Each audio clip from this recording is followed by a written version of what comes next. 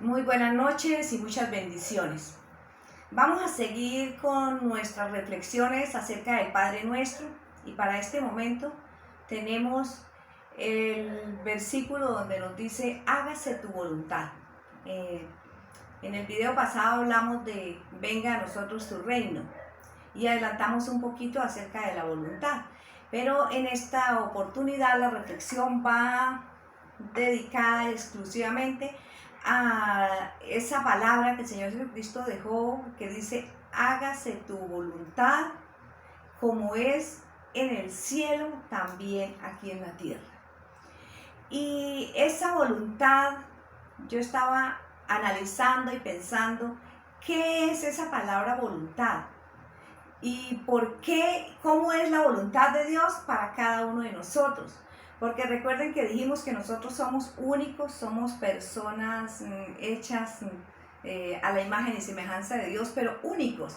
Entonces, la voluntad de Dios, la voluntad es ese deseo, es el anhelo, es lo que Dios quiere para cada uno de nosotros.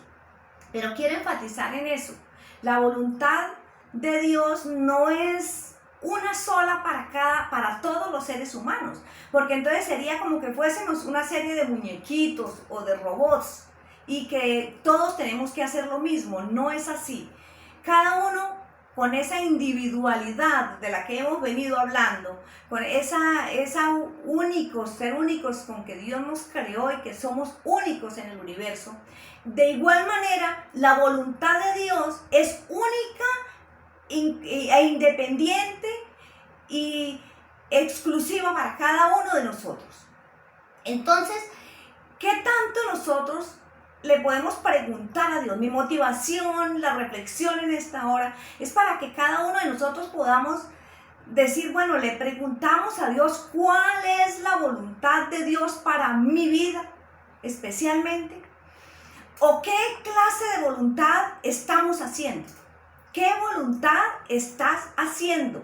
Es la pregunta que yo les quiero lanzar en esta hora y es la reflexión a la cual quiero llevarles. A que cuál es la voluntad que estás haciendo. ¿Qué voluntad estás haciendo? ¿Será que estás haciendo la voluntad simplemente de un gobierno? ¿Será que estás haciendo la voluntad, en el caso de ser mujer, estás haciendo la voluntad de tu esposo? Lo que él te diga, lo que él quiera hacer. ¿O estás haciendo la voluntad de tu esposa, varón, y única y exclusivamente hace lo que ella te diga o crees que esa es la palabra final? ¿O estás haciendo la voluntad de tus padres única y exclusivamente? Hay momentos en que hay que hacer la voluntad. Hay momentos en que hay una autoridad sobre nosotros y hay que hacer la voluntad. Si las autoridades ahorita nos dicen estamos en un confinamiento y no podemos salir, hay un toque de queda a las 8 de la noche, tenemos que cumplir esa voluntad. Es una voluntad del gobierno que hay que hacerla porque es un mandato. Pero ¿hasta dónde se está convirtiendo esos deseos de otras personas en que afecten tanto nuestra voluntad que ya comencemos nosotros a actuar como personas, como un zombie, permítame decirlo así, que hacemos la voluntad de los demás? ¿Cuántas mujeres en este momento se encuentran haciendo la voluntad de sus hijos? Muchas mujeres están los hijos queriendo que ellas hagan lo que los hijos quieren. Están dominando. Entonces no estamos viviendo nuestra propia voluntad conforme a la voluntad de Dios. ¿Y por qué muchas veces nosotros nos vemos abocados a vivir la voluntad de otra persona? ¿Sabe por qué? Porque no estamos preguntándole a Dios cuál es la voluntad de Dios para mi vida. ¿Qué es lo que verdaderamente Dios tiene para mí? ¿Qué es lo que Dios estableció allá en el cielo cuando Dios me creó único? Cuando Dios me creó a mí única, ¿qué voluntad es la que Él quiere para mí? Entonces, si nosotros no le vamos a preguntar a Dios, que es nuestro creador, y ¿sabe dónde está esa voluntad de Dios? Aquí, en el manual del fabricante del ser humano, como yo le llamo a este precioso libro que se llama la Biblia, y que ahí encontramos toda la voluntad de Dios. Esto por eso se llama la palabra de Dios, porque es la voluntad de Dios. Es donde podemos encontrar para qué fuimos creados, cuál fue el deseo de Dios, qué era lo que había en el corazón de Dios. Para cada uno de nosotros está escrito en este libro. Y cuando nosotros logremos preguntarle a Dios, ¿cuál es la voluntad de Él para mí exclusivamente? No para toda mi familia, no para toda mi generación, no, porque somos individuales y la voluntad, lo que Dios tiene para mí es muy diferente a lo que tiene para mi hermana quizás, o para mi madre, o para mis hijos. Son cosas diferentes, por eso nacimos en épocas diferentes, en situaciones diferentes, por eso somos todos diferentes y una voluntad es diferente para cada uno. Dios tiene bendiciones específicas para cada uno de nosotros y nosotros perdemos esas bendiciones porque no buscamos la voluntad de Dios.